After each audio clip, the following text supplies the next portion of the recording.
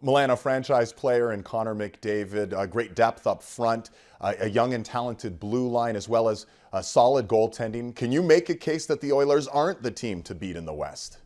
Uh, it's tough, especially you look at the Vegas odds and all the so-called experts that are putting us on the top of the Western Conference already, with us not even without the regular season starting yet. But I think with a lot of expectation, I think it's a good thing. It's a good thing to have.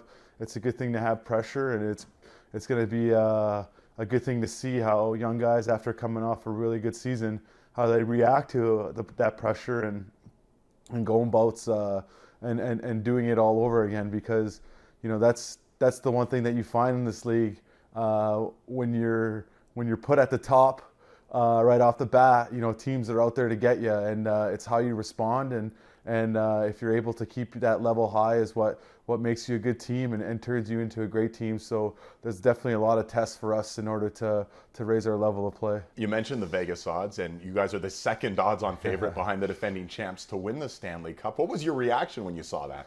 I was a little bit surprised right off the get-go. Especially because of what the Oilers were before last season, and last year obviously was a great year. Being 1-1 away from the conference finals, and the growth in the team and the organization just in 1 year. Everything happened so fast, and just like I guess the Vegas odds, it happened just as fast as it climbed like everything else. But I think we can't lose sight of what needs to be done, and the work it takes to get that level, and the work it's going to take just to get ourselves back to being 1 win away from going to a conference finals. Because one thing you realize in this league, nothing's given to you. You have to earn everything, and it's great, like I said, to have that praise and that expectation, but it all comes down to living up to it. Milan, a heartbreaking Game 7 loss to Anaheim. What did that team learn from last year's loss in the second round that actually could help you this year? Well, I think experience. I think that's the main thing. A lot of people talked about us being a young team and not having a lot of experience in big game situations and things like that, and to be able to go through a tough series loss like we did against Anaheim. From my experiences in the past, if you can almost turn sometimes a negative into a positive, and it really teaching you as a group what it takes to make that next step. And I really hope that guys had a lot of fun and learned a lot last season, and what it takes to get to a Game 7. And it's just it's a lot of fun. It's a lot of work. You gotta put the work in order to get the results out, and we did a lot of that last year, but we fell short. And you got to work just that little much harder to get that ultimate result that you want. You won a Stanley Cup in Boston. The year previous to that, you lost in a 7th game to the Philadelphia Flyers in the second round. Do you see some similarities between maybe that Boston team and the path they took to a championship, and foreseeably what you could have here in Edmonton?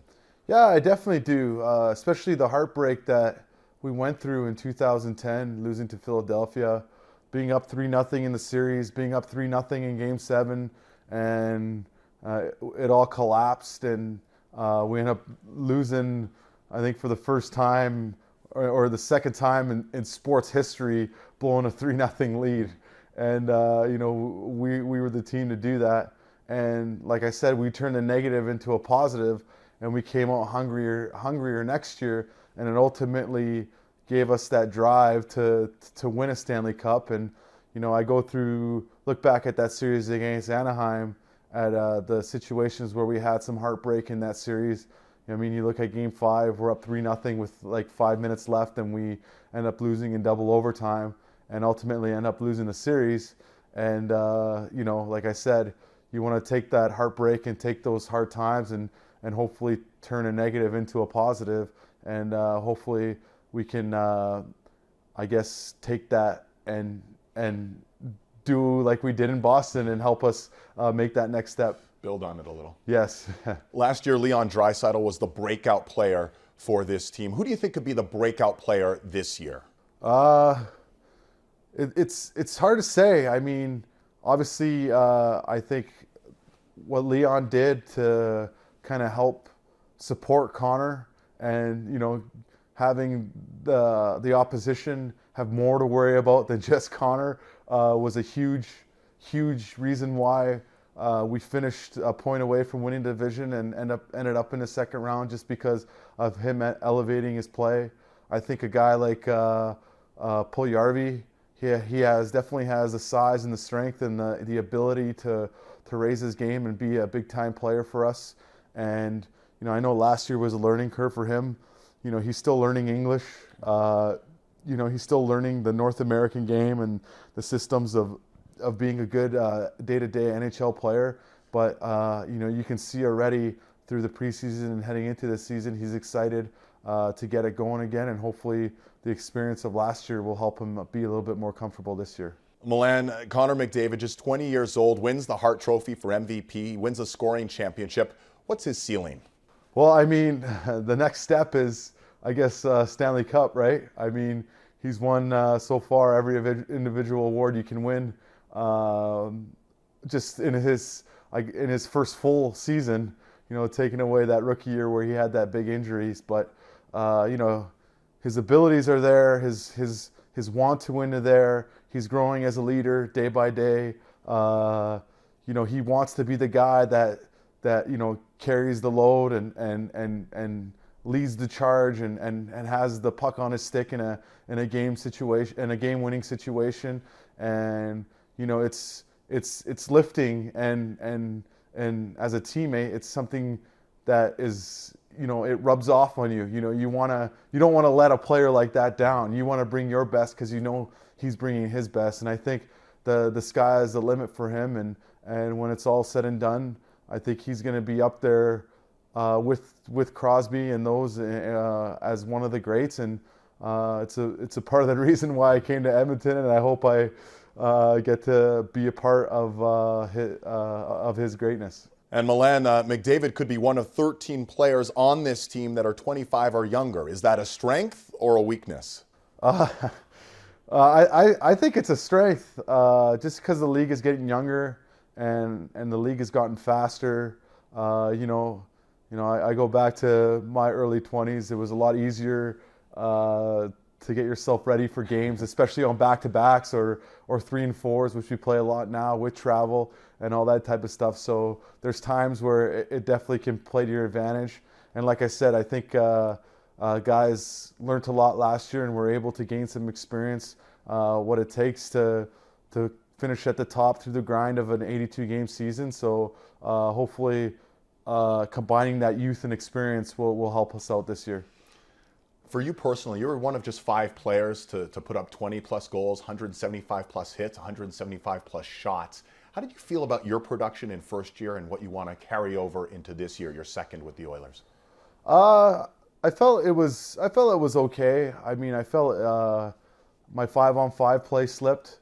I think I usually hover around 40 to 45 points on 5-on-5 play, and last year I only had 25. So I think that was a big point of emphasis for me in the off season, was getting back to being that 5-on-5 threat like I had been in the past. I think being a big part of the power play last year helped me, I guess, elevate that part of my game, and that's a part of my game that I want to combine with being the 5-on-5 player that I know I can be. So there was a lot of transition. It's not easy moving to a new team, another new city. Edmonton's not that easy of a place to adjust to. I know it's not a big city. The short days, the cold days, the dryness, the travel that we have here. I think we traveled the most miles at any team last year, and there was a lot of adjustment going on for myself, and I think this year there's definitely no excuses, especially for me personally in the adjustment stuff. So like I said, I think more importantly is just getting that 5-on-5 play back to where it was in the past. Finally, Milan, you played in Boston, which is a nice hockey market, but you got the Celtics and the Red Sox and the Patriots. You know, they got to share the scene. Here you are in Edmonton, a true hockey market. What's that like for you? It's great. It's a lot of fun. It's as an athlete, I think it's a good thing to have pressure. It's good to have pressure. You know, being the show in the city, and especially where, you know, it was known as the city of champions, and the pressure to bring a championship back to where the greatest player of all time played is something to I guess embrace and cherish and try to achieve. And I think I speak for everyone on that Boston team in 2011. It was nice to be the guys that brought it back to Boston since Bobby Orr, and I think we have an opportunity here in Edmonton to be the guys that brought it back to Edmonton since Mark Messier and Wayne Gretzky. So, like I said, you got to embrace that pressure. You got to embrace that expectation. And like I said, I've already done it once in Boston, and hopefully I can do it here again in Edmonton.